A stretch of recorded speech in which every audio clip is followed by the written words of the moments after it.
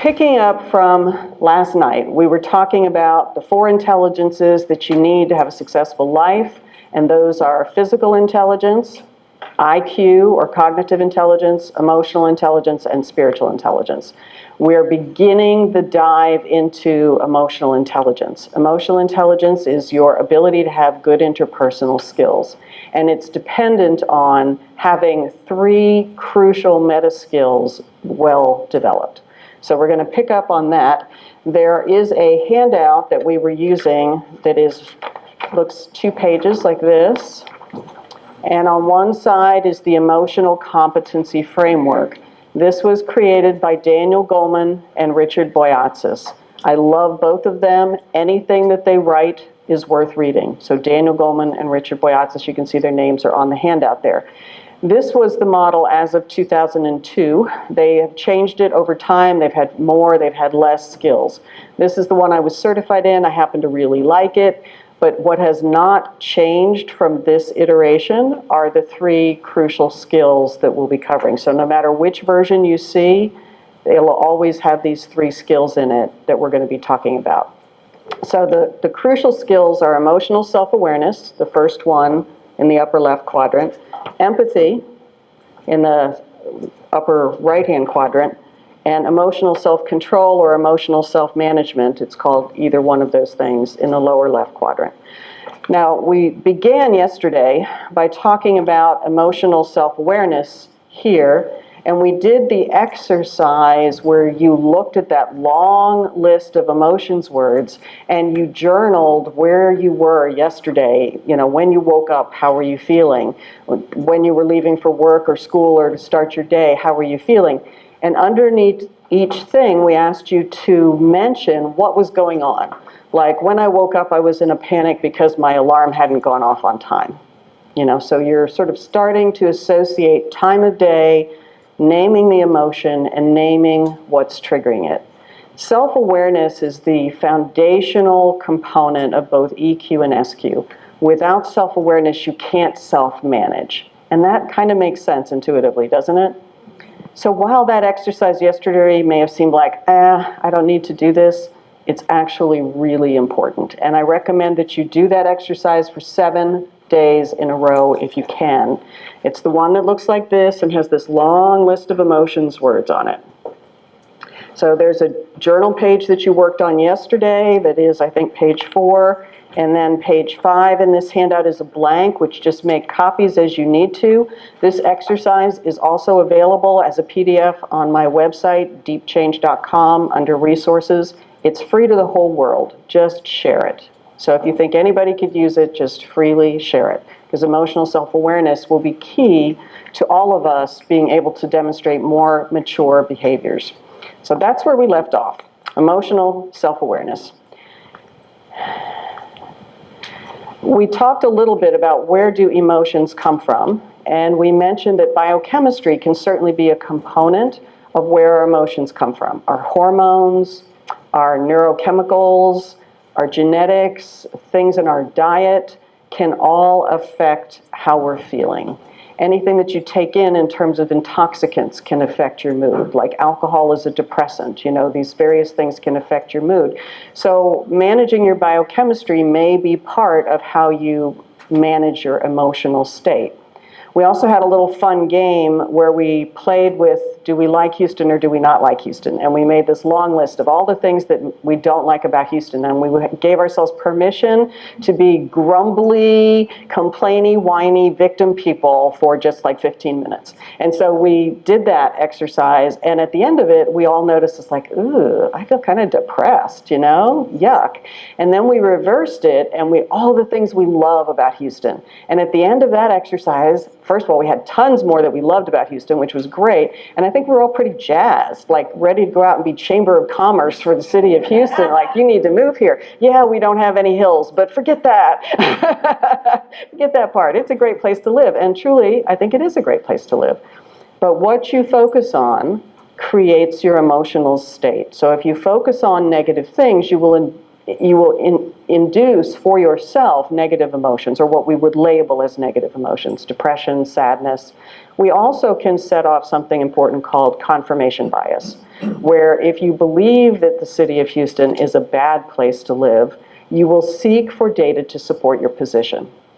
And you will ignore data which is speaking to the opposite position. Does this make sense? Right?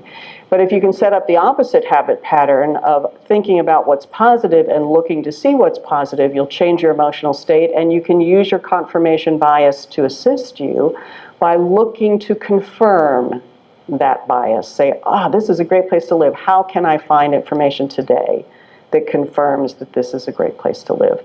Now, the challenge with this is not to go into la-la land and spiritual bypass reality and to say, humanity is perfect, life is perfect, there are no problems in the United States of America, and just go through life going la la la la la la la. That's not reality, right? So there's a challenge for us to be wise. And we're going to be talking about how spiritual intelligence is the ability to behave with wisdom and compassion while maintaining inner and outer peace regardless of the situation. Well, both wisdom and compassion require us to be in reality. We have to be real about what's going on, but we don't want to be trapped in the drama triangle. And that's one of the things we're going to be talking about today, how we get caught up in the drama triangle. So it's a challenge to be in reality, but to be optimistic or appropriately optimistic about the future ahead of us. So emotions, coming back to where do they come from? They come from biochemicals. They also come from some instinctive or habitual responses from our limbic system. I mentioned that our limbic system looks kind of like our brain is like, this is the brain stem, this is our limbic system, and this is our neocortex over top of it, right? We like to believe that we are making decisions from our neocortex, that we are highly logical. This is without a lot of data to support it. So the data would say we're actually not very logical. So the logic says we're not logical in most of our decision making. Most of our decision making is intuitive or instinctual. It takes a lot of personal growth and development to override some of our habit patterns and to force ourselves out of those instinctual responses into our higher brain, where we can make the choice to live from higher self, which is where we're headed today. So it takes some discipline to override those instinctual reactions. All right. You're going to, throughout the day today, have a chance to self-assess. You're not taking any validated assessment here, but you're just doing a little self-reflection to increase your self-awareness as we talk about these skills. The first three skills being emotional intelligence skills, I am using the Goleman-Boyatzis descriptions of how those skills work from level 1 to level 4. Level 1 is the most basic, level 4 is the most advanced. So thinking about emotional self-awareness, which we were looking at yesterday, here are the 4 levels. And you can look in your yellow handout, and let's see, where is this? It is the bottom of page 2. And as I read along, I want you to read along here, and you can make notes on your form that says, how consistently do I think I do number 1? And you can just say anything you want to say next to yourself. Pretty good, terrible, I'm the best, however you feel. Or you can rate yourself on a 1 to 5 scale, whatever you like. But just make some notes about where you think you fall on this particular skill. So at level 1, you can name your own feelings at the time you are feeling them. Can you consistently do that, or just sometimes do that, or never or rarely? Can you do that? The second level, you understand the triggers of your emotion at the time you're having them or quickly thereafter. So with a very short period of time, you can go, I'm angry because this is my trigger around feminism, and I'm always looking to see how somebody has insulted me as a woman. So this is mine. I got to own this. Right? So that would be an example of that. So naming the triggers of your emotion, understanding what they are at the time. At level 3, understanding the implications of your emotion, the way your emotions affect you and other people. So I know that when I get angry, I do X. Being self-aware, having observed yourself long enough to know that when I get upset, this is my behavior. So one of my behaviors is to withdraw. When I feel emotionally overwhelmed with anger, upset, hurt, betrayal, sadness, whatever it is, I do my huge introvert thing and I just go hide. So I will withdraw from communication, and that's not necessarily helpful. Because the very thing that needs to be resolved cannot be resolved by me going and hiding in my closet, right? So learning to speak in spite of the fact that I'm upset is therefore a learning that comes from emotional self-awareness. So emotional self-awareness will feed into how you manage yourself better to be the person you want to be in the world. And then having emotional insight, and I've made a parenthetical here, it's a deep understanding of what makes you tick, how your personal history affects your reactions, and your own patterns of healthy and unhealthy stories and behaviors. This is really helpful if you go through spiritual counseling, if you go through therapy, if you journal, if you meditate, if you do things that enable you to hover above yourself and look across not just today but your life and see your patterns and see where you're triggered.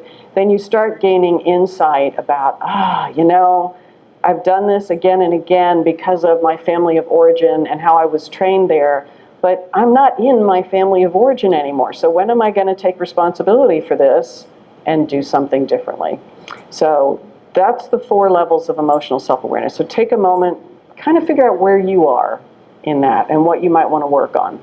So the next area we're going to address is emotional self-management. Emotional self-management. You can see here the 4 levels in the Goleman-Boyatzis model. At level 1, and this is where I'm still on page 2 of your yellow handout, you are able to show restraint, meaning self-restraint. You can be quiet when it's really helpful to be quiet. You can not yell, not slam doors, not be, all those things that we tend to do to people when we're upset with them. So showing self-restraint, that's level 1. You could think of it as like, just be quiet. Pause for a moment, right?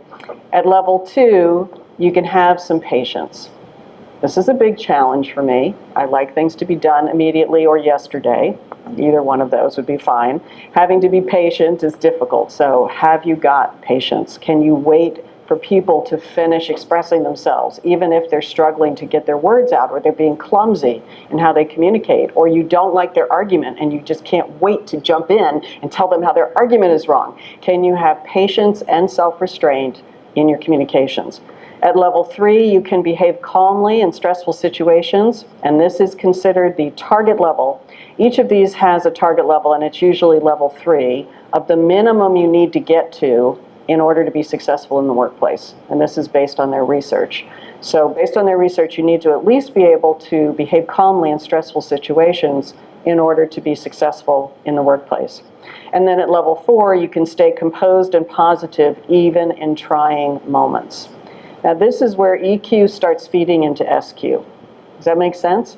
Like emotional self-control starts looking like our spiritual leaders that we were listing yesterday, the people that you admire, able to stay composed and positive even in trying moments. People like Mother Teresa, who inside was having dark nights of the soul. If you read her book, really some dark times for her. But with her sisters that she was supervising, stay composed and positive. We need to be out there taking care of people. Nelson Mandela, staying composed and positive. Gandhi, all these people that we list, the Dalai Lama, Martin Luther King Jr., Abraham Lincoln, those kinds of people that we list. Can you stay composed and positive in the face of tremendous stress? We're starting to hit the overlap, and that's level 4 of this particular emotional intelligence skill.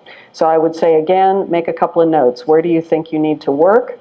Where do you think you're already where you want to be?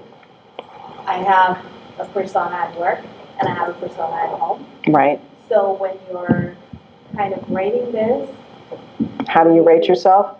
Okay, so what if you have 2 personas, a work persona and a home persona, which many of us do. We have to put on and it's not a bad thing. We put on a personality at work, our professional self, and our professional self might be better at doing this thing. And you and I have both talked about healthcare and nurses are amazing at emotional self-control in the workplace. Can't speak for what happens outside.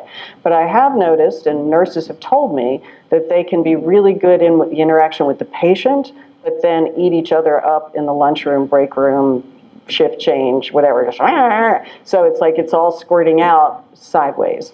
Now this is where EQ and SQ differentiate themselves, because SQ, you start to work on the triggers and you're not suppressing your anger. It's just not even arising. But suppressing anger will be tiring. So that means you may use up your energy reserves during the workday to suppress all your anger at your crazy boss, crazy coworkers, whatever you're dealing with. And when you get home, the people you love the most may not see your best self. So I would say, if I were filling it out, I would want to see where I need to work. So I would maybe make a note that need to do this at home if you have two cells. Does that make sense? Okay. So thank you, good question. So we've talked about the human brain just a little bit. I want to talk a tiny bit more about it. This is the brain stem, and this is our limbic system. This is a little oversimplified, but it will help us understand. Data comes in through our senses and comes up the brain stem and comes through the amygdala, this thing that's shown in green here. The amygdala's job is to understand fight or flight. Is this a threat? If it's a threat, it's kind of just a binary system. Yes, no. Is it a threat? The amygdala learns threats very easily. So the first time a child is exposed to a snake, how are they likely to react if there are no adults around screaming and saying, don't touch that? Curiosity. They'll be curious. They'll try and touch it. It'll be fascinating because we are hardwired for curiosity and for learning, not hardwired to be afraid of snakes. But if an adult screams or the child gets bitten, then the fear is imprinted in the amygdala that the shape of snake is something frightening. Okay. Now you can unlearn a fear like that. You could learn to handle reptiles, but it would take extensive effort to unlearn a fear. So if fear is learned quickly, it is unlearned slowly. That matters whether you're trying to stop being afraid of dogs, or stop being afraid of snakes, or stop being afraid of those people of that other religion, or stop being afraid of those people whose skin color is different than yours, or whose culture is different than yours. Does that make sense? Or even people of the other political party. Because right now we're kind of in with people of the other party. Most of us are having some tension in that domain. So the amygdala picks up a fear, and we start reacting instinctively when that fear is triggered. To override that is tremendous self-management and self-mastery. Emotional intelligence is about self-management. Spiritual intelligence is self-mastery. All right?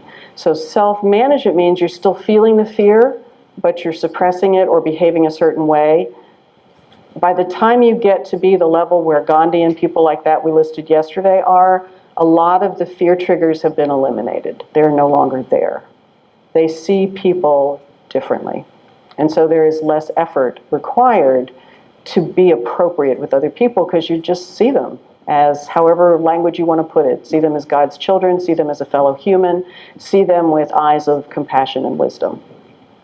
Now, how do you gain any of this? You gain it by using the prefrontal cortex, this part right behind the forehead that we mentioned. The cells get put down early in life, about age 11, but they get wired up to the rest of your brain between 11 and about age 25, which explains, remember, how teenagers make terrible decisions because their prefrontal cortex, which enables them to master their impulses, is not really working quite right yet, and they don't see the consequences of their choices very well either.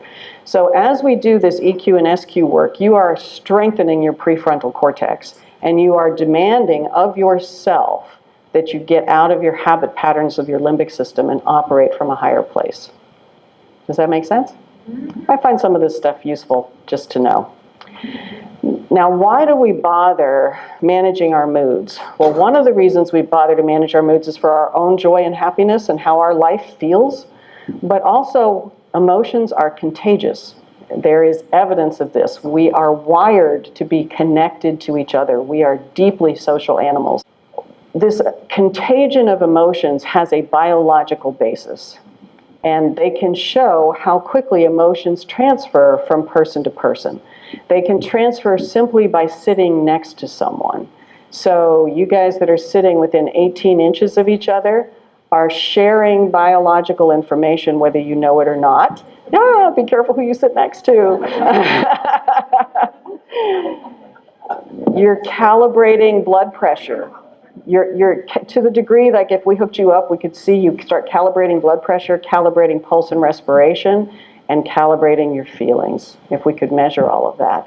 So they can see which emotions transfer most quickly, which is interesting.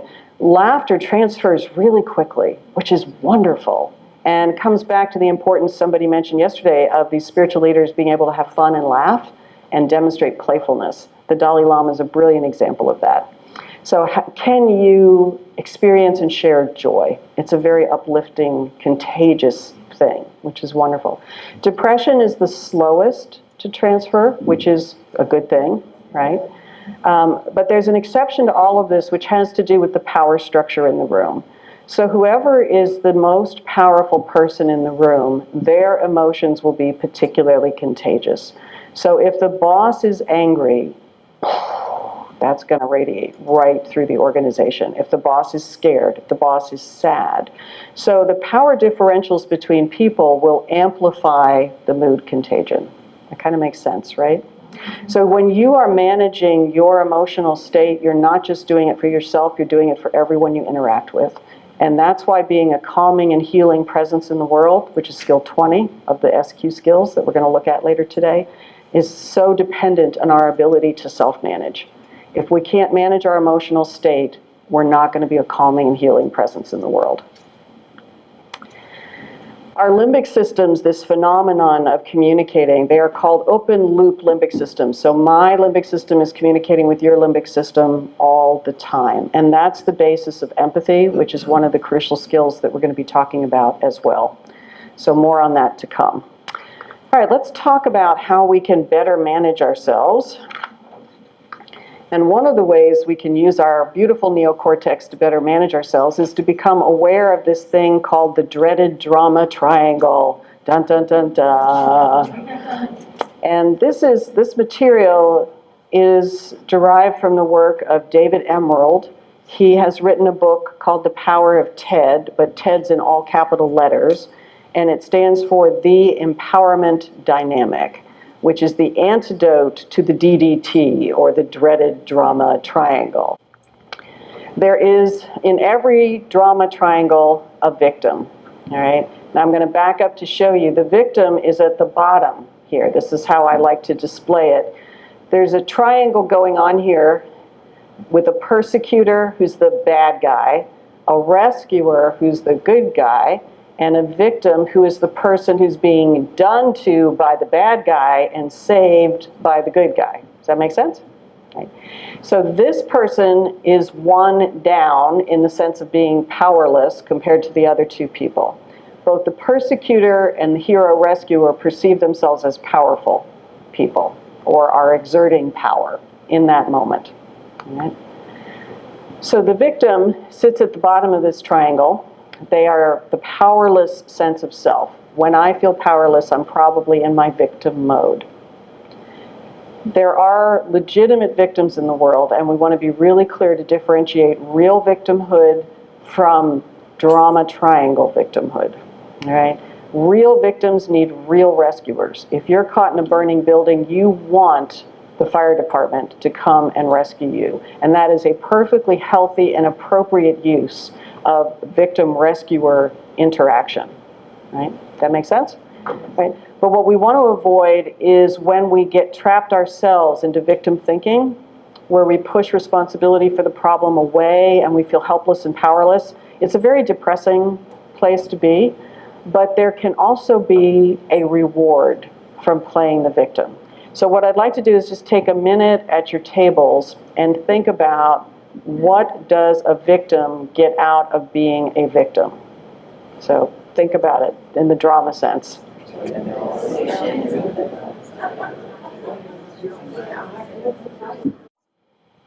All right, let's move on to the next role. Rescuer hero. The rescuer hero, here's the knight with a sword and a shield fighting the dragon, right? This is a person who is one up from the victim in the triangle situation. It's a powerful role, right? And it assumes the responsibility to solve the problem, to fight evil in the name of good. So same exercise at your tables. What are the benefits of being the rescuer slash hero?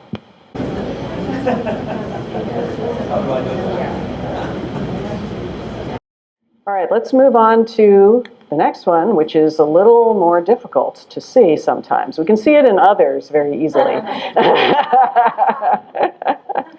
So the persecutor or the bully is one of the three roles necessary for the drama triangle. There has to be a bad guy in order for there to be a rescuer. There's something bad has to happen in order to have a victim. Something bad has to happen in order to be a rescuer.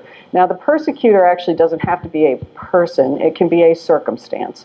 Hurricane Harvey was a persecutor experience for the people who flooded or had other horrible experiences because of the hurricane. So you can be persecuted by just natural forces.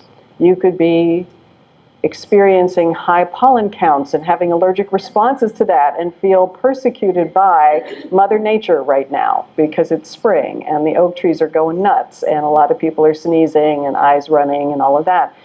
It's kind of how you think about it as to whether you experience it as just a neutral thing or whether you feel persecuted by the thing, right? But people in our lives often play the persecutor role. Now, if you're playing victim, you have a story. And the story is about how you're being done wrong by someone or something. So in any drama triangle, in the story, you can find the persecuting person or force. Okay? The challenge is, can you see when you have been the bully or the persecuting force? So you can ponder that for a moment. We'll come back to it. But in the meantime, what does a bully or a persecutor get out of being a bully or a persecutor? So have a conversation about that.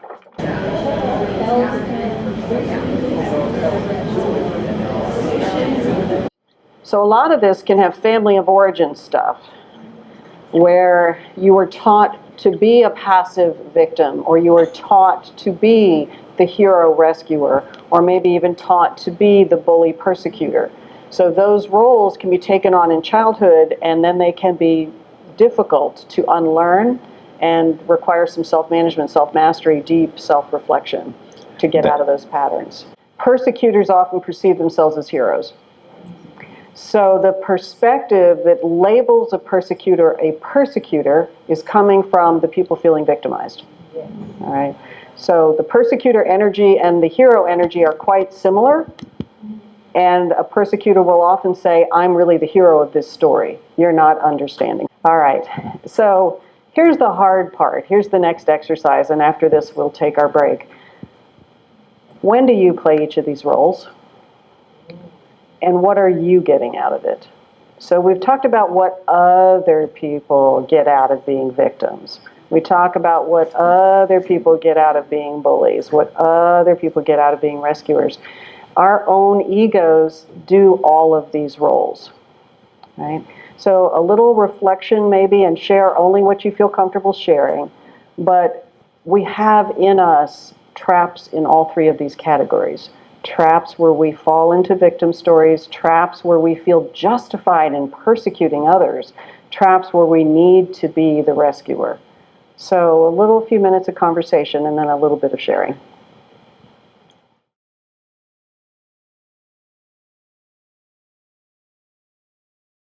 Before I completely leave the drama triangle, I want to point out that we play all of these roles against ourselves, don't we?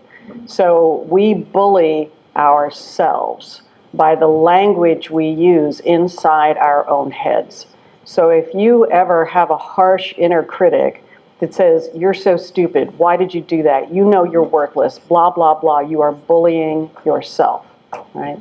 And if you ever feel like, I can't do it, I am too stupid, then you're doing your own victim story.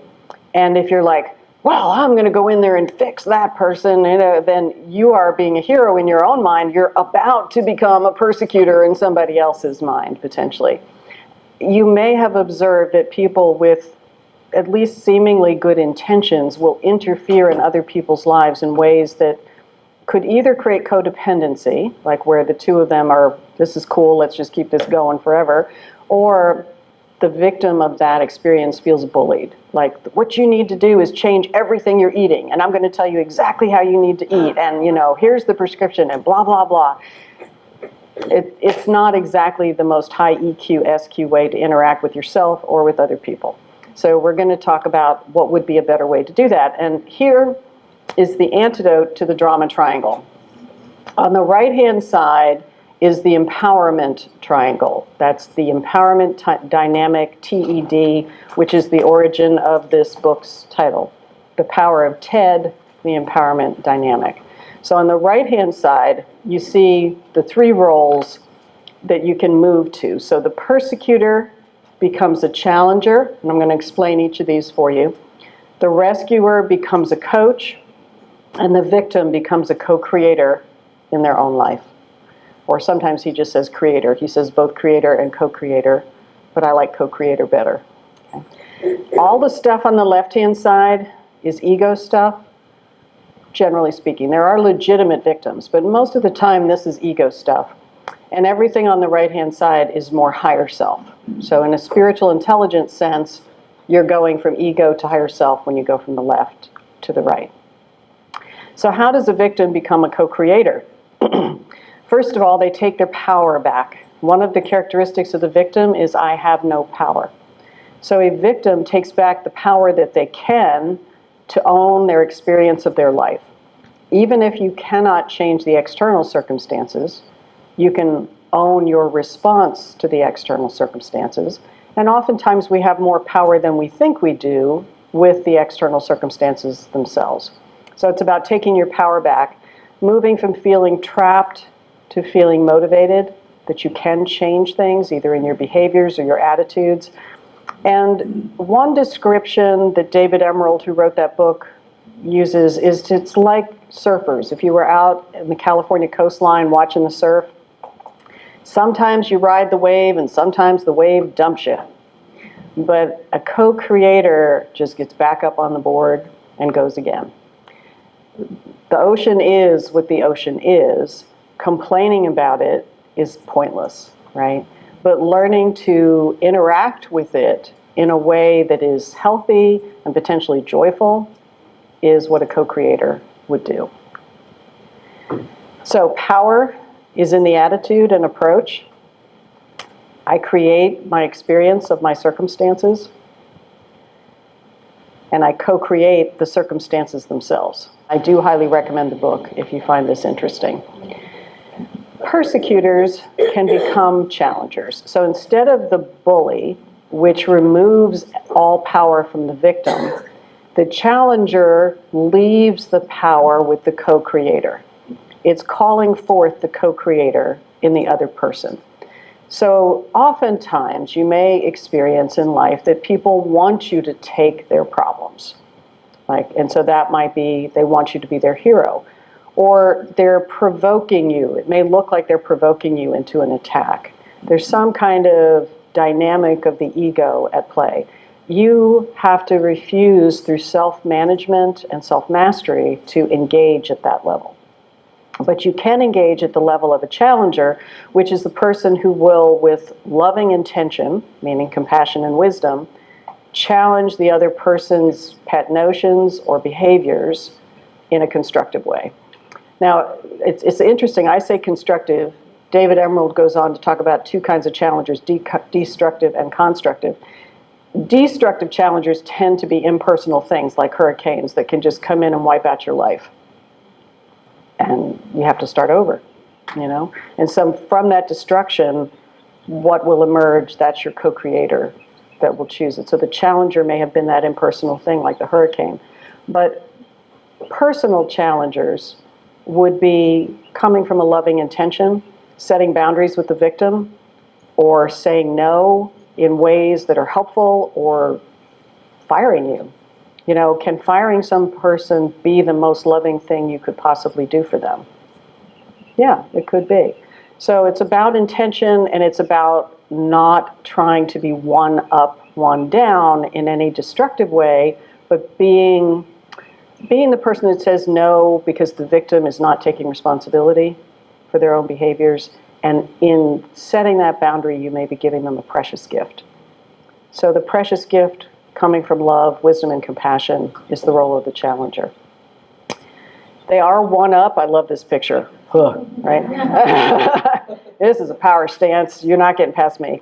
It's a one up in terms of power. It's an embodiment of what you might call tough love. And we can do this to ourselves. We can tough love ourselves. We can look in the mirror and say, get over it, sweetie, enough whining for today.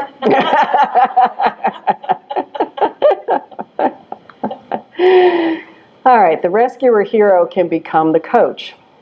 Now, the crucial thing here, again, is making the victim person own their power, seeing the co-creator in them, not taking the problem away from them. The problem is theirs, the solution is theirs. You can coach as in offer ideas. So it's a little like a sports coach, but not entirely like a sports coach.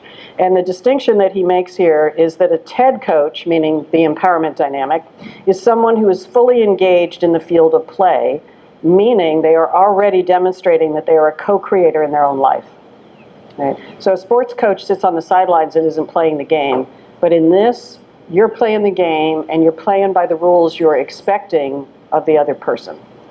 It's like you can't teach what you haven't tried to learn yourself here. So you need to be in the process of being a co-creator when you're coaching someone else to be a co-creator. You leave the power with the other person and seek only to facilitate the other's progress and stand with them with support, but not rescue, not fix. For me, a crucial distinction is I won't tell you what you should do.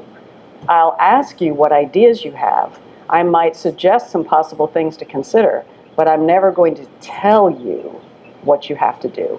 Telling is more of the persecutor or rescuer role. This is what you have to do. So you don't do that. Trusting that the inner co-creator is there inside the other person and can be called forth. Doesn't this sound like a lot of unity principles? Yes. EQ and SQ, cool stuff. Yeah, and it all comes together here in this model. So the coach is one up on the triangle, but the only up for the coach is knowledge. The up for the challenger might be power. They might be your boss, and they might be about to fire you. But the up for the coach is just knowledge. So I will share with you the knowledge that I have. It's yours to use or not to use, and I'll hold it lightly, and I'll envision for you the potential that you have. The responsibility remains with the other person who has been perhaps the victim, but is trying to become a co-creator. Very clear, right? How do you switch out of the drama triangle? You have to notice you're doing it first, which is why self-awareness always precedes self-management. And one way you can notice you're doing it is by watching your language. I, like everyone else, fall into victim stories, right? So I'm not immune to any of this stuff. Like I said yesterday, I teach what I need to learn. Things that we can say that indicate we're in victim stories is, I can't believe that he or she did this to me. Okay, to me is a victim story. Now, you may be legitimately victimized, but most often it's not. He or she is such a fill in the blaming word, right? Jerk, whatever. And then we can get very self-righteous. Dang it, I'm not going to stand for this. I'm going to go be the persecutor rescuer in the world. If it's high drama, it may be fun, but it won't make you happy, and it's not going to help us solve the problems of the world. So it's great TV, though, Tune it in on television. Don't tune it in your life. All right.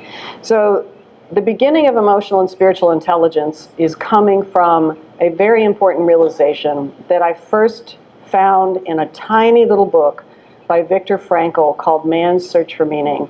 And I read it when I was in college, and it just rocked my world. And if you don't know who Viktor Frankl is, it's a little bitty book. I highly recommend it.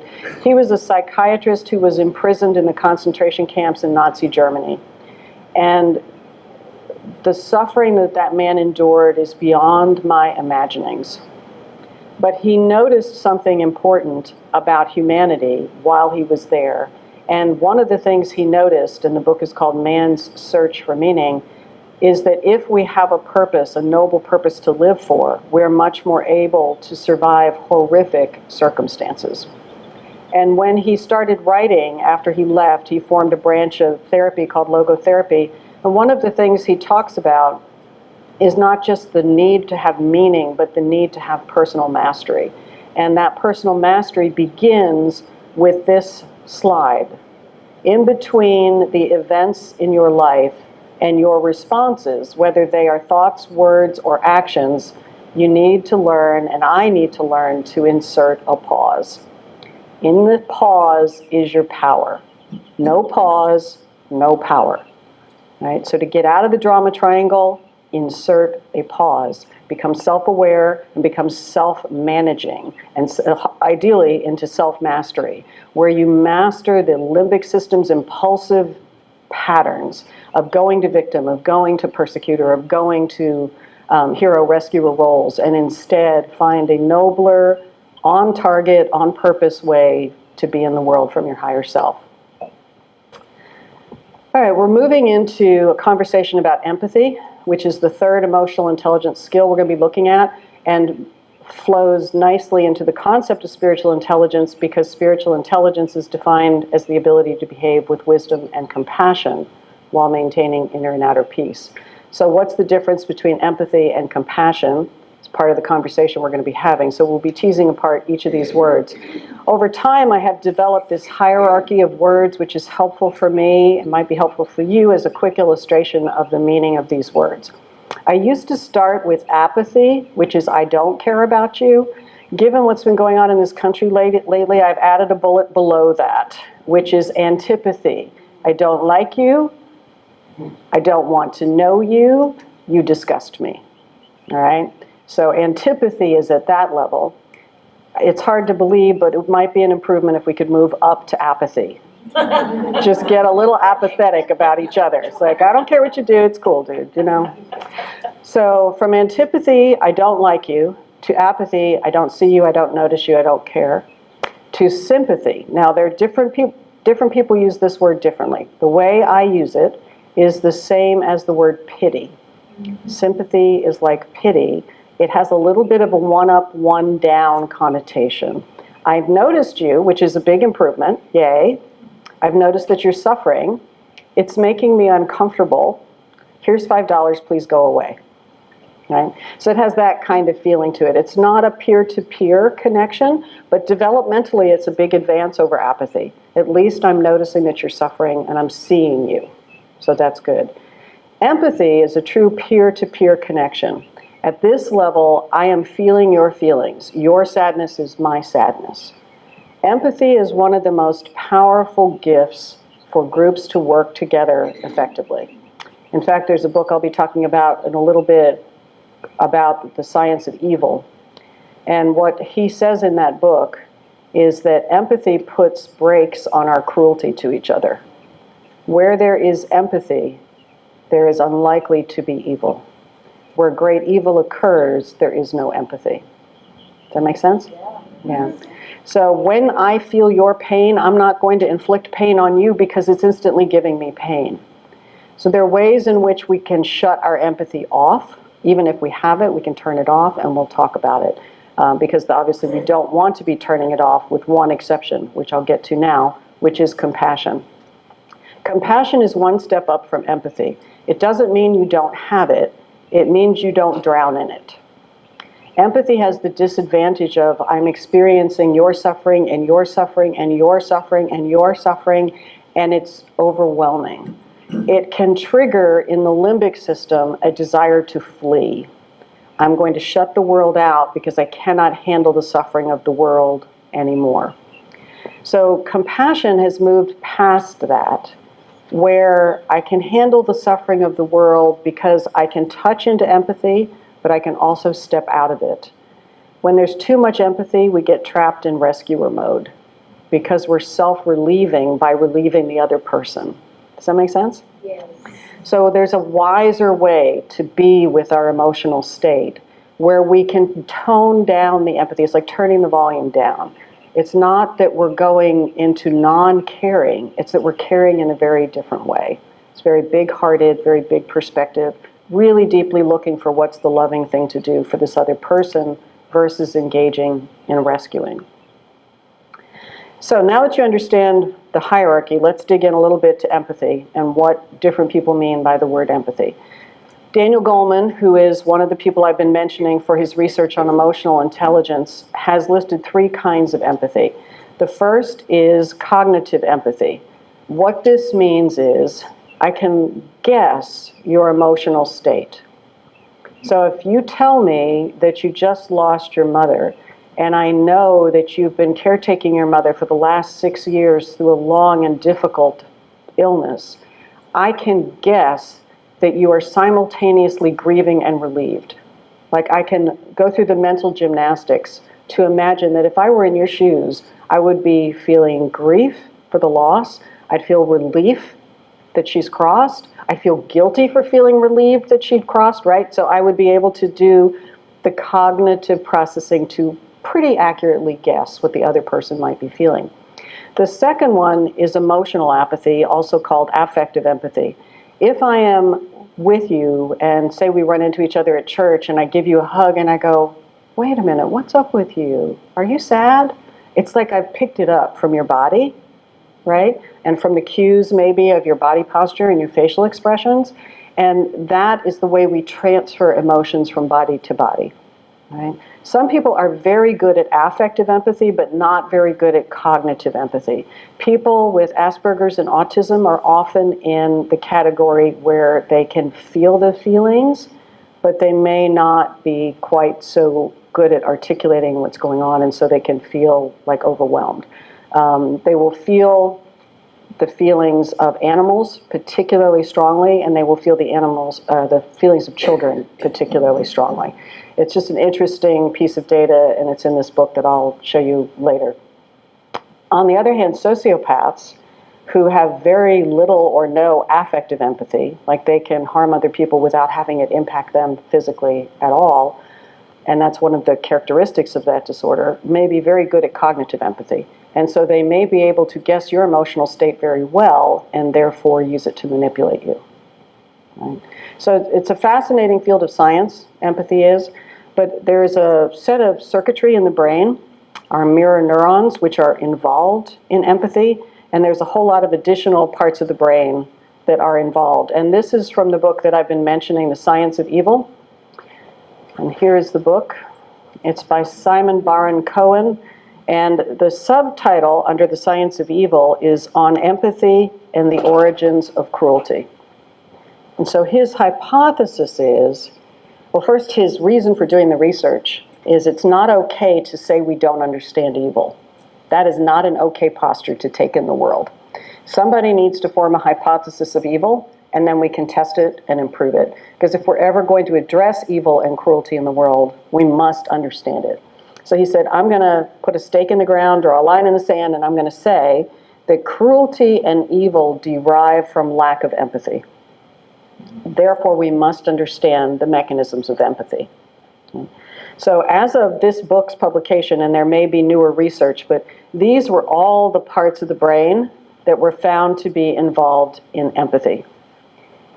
If any one of those parts of the brain is not properly functioning, the empathy circuit, as he refers to it, is not properly functioning and can lead to different dysfunctions. And he's the one who's been pointing out the distinction between Asperger's, autism, spectrum people, and sociopathy as those 2 different kinds of empathy. One is turned off, generally speaking, for people who have Asperger's and autism, and a different one is turned off for people who are sociopaths. And then the question becomes, can you turn it back on? Yeah. So this is very profound and important research, fascinating to me. The other thing that he talks about, besides the biological aspect, are the cultural aspects. We can have a working empathy circuit, and we can choose to turn it off. So what would cause us to choose to turn our empathy off? And these are some of the things that he mentions that could cause us to turn it on or off. One of which is threat from another person will cause us to shut down our empathy with the other person. We will then feel justified in harming them because we feel threatened by them.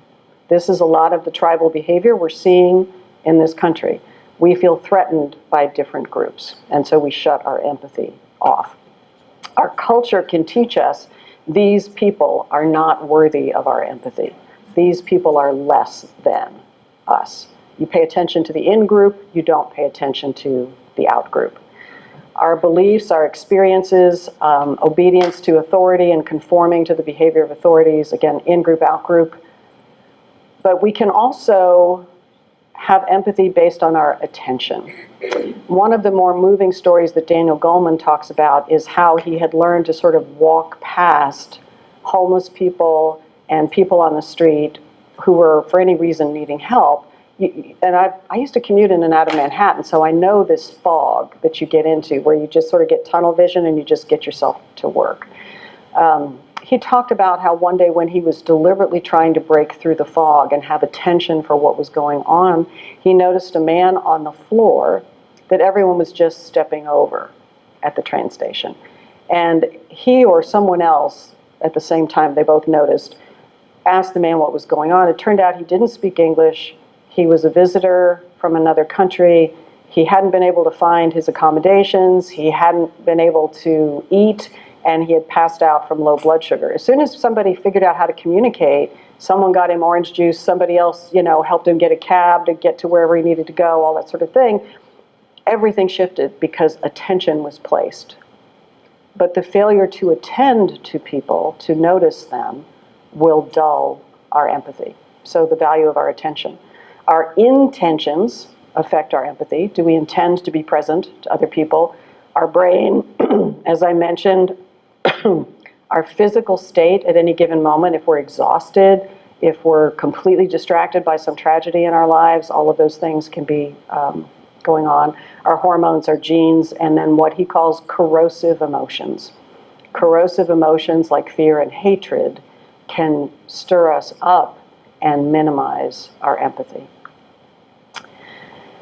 I've mentioned before this form of affective empathy where we calibrate to each other, so I won't repeat that one. And the process by which we sort of automatically can calibrate to each other is a process known as using our mirror neurons. What I find fascinating is that the same activity, when you perform it and I perform it, my brain reacts the same way. Isn't that interesting? So learning that we have a mirror neuron system is useful, and there's also potentially moments when you're going to want to close it down a little bit so that you're not automatically becoming overwhelmed by everything in the world. So we'll talk about that more in a little bit. So empathy, what is it and how well are you doing with it? We're going back now to the yellow sheet, and at the top of page 3, and you can kind of self-evaluate. How do you do on this? This is as Daniel Goleman and Richard Boyatzis describe it. It's a bigger category than what you see here, but these are the 4 levels as they show them. Do you listen well? That's level 1. Listen attentively. Listening is extremely hard work. Has anybody else noticed that? Yeah. Are you, level 2, attentive to other people's moods and nonverbal cues? At level 3, do you relate well to people of diverse backgrounds? And this is meant in the largest sense of diversity. This might be class, like poor versus middle class versus upper class. It might be countries. It might be introvert versus extrovert. It's like every kind of diversity that you can imagine. Can you relate well? This will become really important with spiritual intelligence and understanding other people's worldviews. So empathy for other people is an EQ transition to SQ kind of skill. And then 4, seeing other people's perspective, again, related very much to SQ. So just make any notes on things you think you might want to work on. I'm going to move into a concept called emotional bank accounts, which is something that Stephen Covey, the senior 7 Habits of Highly Effective People guy, wonderful, wonderful book, fabulous man, no longer with us, but he used to use this analogy about having a checking account where you put deposits and you made withdrawals, and you have this checking account or emotional bank account with every person you interact with. And if you are making a deposit, you're doing something that builds relationship and builds trust. And if you are making a withdrawal, you're breaking trust and breaking relationship. And obviously a checking account doesn't work very well when it's in the negative territory. So a relationship similarly wouldn't work well in the negative territory. I would like you at your tables to talk about things that other people have done that represent withdrawals. In other words, you don't like them. They tick you off, you feel betrayed or something. Things that other people do that cause you to lose relationship with them or lose trust, kind of diminishing. And then also think about things that build trust. And then we're going to brainstorm it up here. Okay. Self-centeredness. So being self-centered or selfish. Mm-hmm. Again, another form of me, and all about me. Right. Excellent.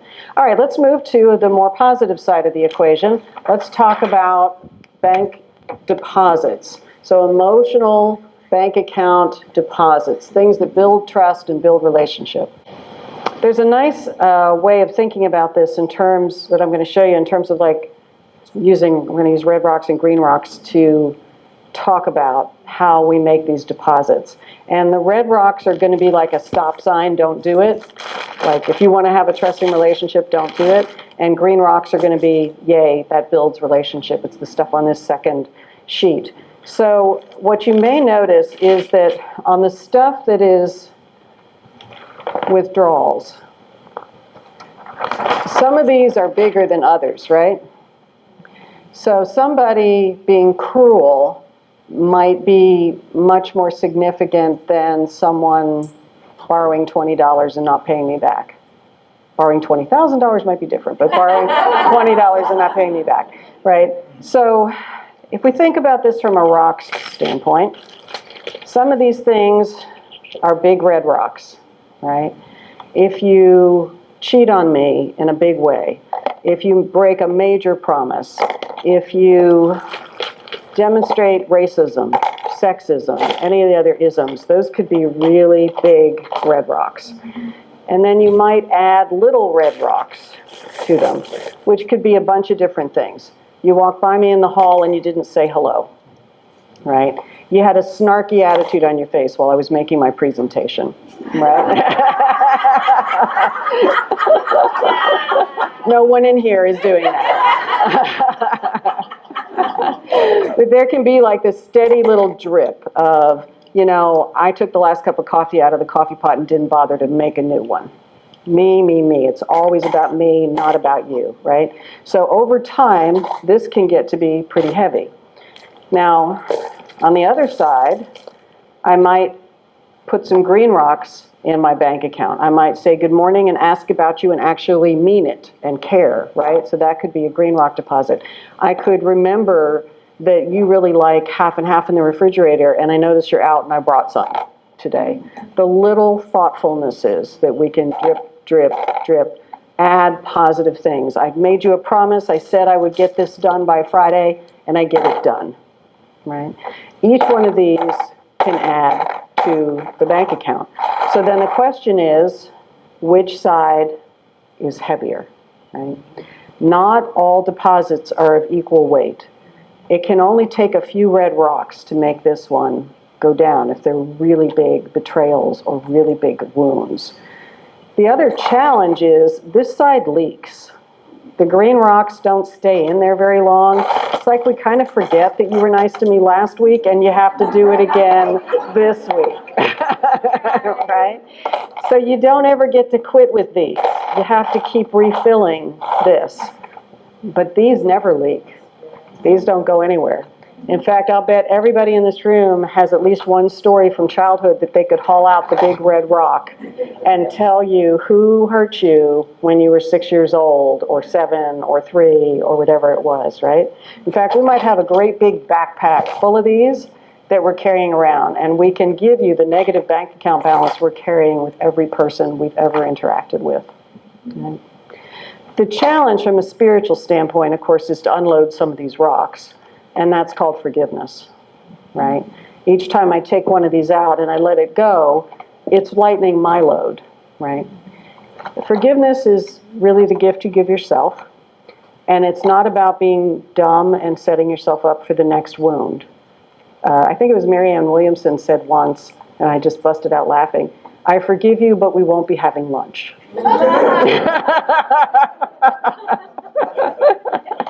which is like saying, healthy boundaries here, right? But I'm not going to carry these red rocks around. But as we think about our EQ and our SQ with people, how are the red rock, green rock balances looking?